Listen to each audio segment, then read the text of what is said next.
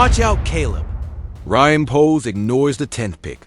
Shemar Stewart could steal your protection, and meanwhile, is Marcedes Lewis, the 20-year Titan, leaving without honors? His blocking is pure poetry, but Poles prefers Darren Smythe.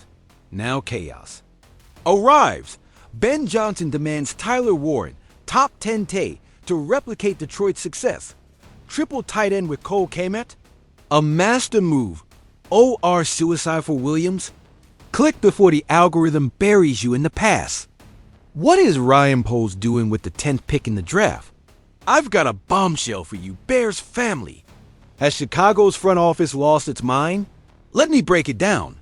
After an aggressive free agency, where they patched up the offensive line and brought in key reinforcements for the defense, we all expected the 10th pick to be used to give Caleb Williams another lethal weapon. But nitrogen monoxide, Brendan Donahue, a guru of mock drafts, just dropped a name that set off alarms. Shemar Stewart, a defensive end from Texas A&M, defense in the first round again? Let me tell you something, people. Who is Shemar Stewart? He's nothing less than an athletic freak, 4.59 in the 40-yard dash, a 40-inch vertical jumper combo that puts him in the top 1% of defensive ends in combine history.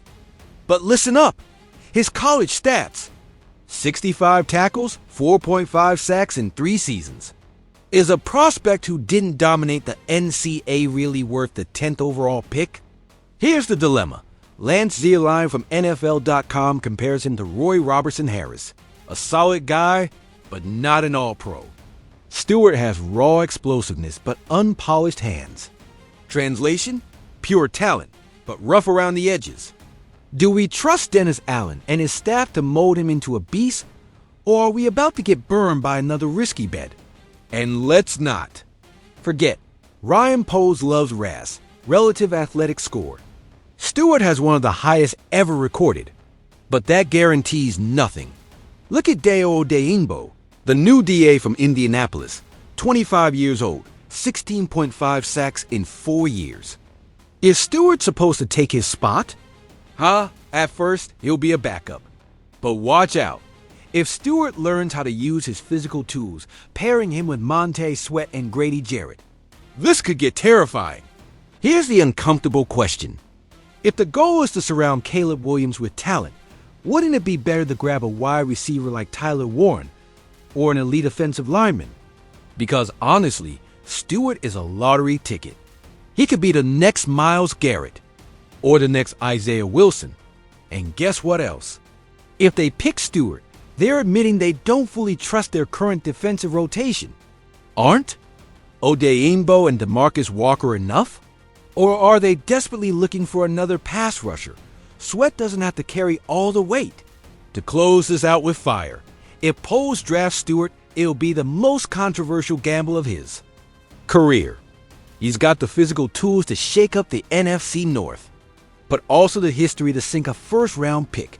And now the question for you, Bears family. Do you want them to use the 10th pick on Shemar Stewart, trusting in his potential, or do you demand they prioritize offense for Caleb Williams? This is crazy, people. Are you telling me that one of the toughest tight ends in the league, Marcedes Lewis, is practically begging the Chicago Bears to sign him so he can retire here? 20 seasons in the NFL and he still wants more. Let me ask you this. When was the last time a veteran of this caliber showed this much love for this team? Look, here's the truth. Lewis has been in Chicago for 2 years, played 34 games, but he's not here for stats. This man is a walking trench. Pro Football Focus gave him an 80.9 pass blocking grade in 2024. Damn right they did. At 40 years old, he's still a straight-up grinder, opening up holes and protecting the quarterback. And how do they pay him? Back with 5 catches and 1 touchdown in 2 seasons. I'm telling you right now, in a league dominated by egos, Lewis is asking to stay out of loyalty. What more could you ask for? But now comes the debate. The Bears already have Cole Kmet. They signed Darren Smythe, and there are rumors they're looking at another tight end in the draft. Are they really going to let a leader like Lewis go for an unproven rookie? Come on, people. He said it himself. I want to see Kamet become a star. This guy isn't here to compete for targets. He wants to teach, lift up the locker room. And you know what else? His tight end coach, Jim Dre, is still with the team. So why not give him one more year as a mentor? Now here's the tough question. Ryan Poles, are you listening? Lewis has offers from other teams. If he leaves, who fills that leadership void? Smythe is solid, but he's not a 20-year veteran. And if they draft a young guy, let's be real, is he going to learn more from a playbook or from a guy who's blocked for Rodgers, Bortles, and Fields? Here's my verdict. Signing Lewis isn't just a sentimental move, it's a smart one. A minimum contract for a guy who elevates the culture, trains the young players, and still battles in the trenches. If the Bears let him walk, they're losing more than just a player, they're losing a pillar. Now I turn it over to you, Bears Nation. Should Chicago give Marcedes Lewis that final year? Or should the franchise go all in on youth and erase his legacy? Stand up, Bears fans. ESPN's Jordan Reed has made it clear. The Bears are projected to take Penn State tight end Tyler Warren with the 10th overall pick. A tight end in the top 10? Yeah, you heard that right. Let me ask you, is this the strategic move Ben Johnson needs to replicate Detroit's success? Because look at what Sam Laporta did with the Lions.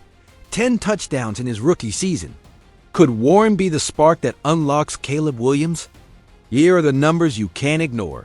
1,233 yards in 2024, 19 career touchdowns, and he led the Big Ten in receptions. But hear me out, Warren isn't just a receiver disguised as a blocker. This dude bulldozed defensive lines, ran routes like a wideout, and even got mentioned in Heisman conversations. Yes, Heisman conversations. How many tight ends in history can say that?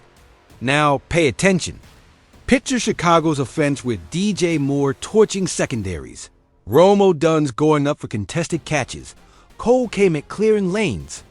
And now add Warren as a multi-dimensional weapon. Do you see it?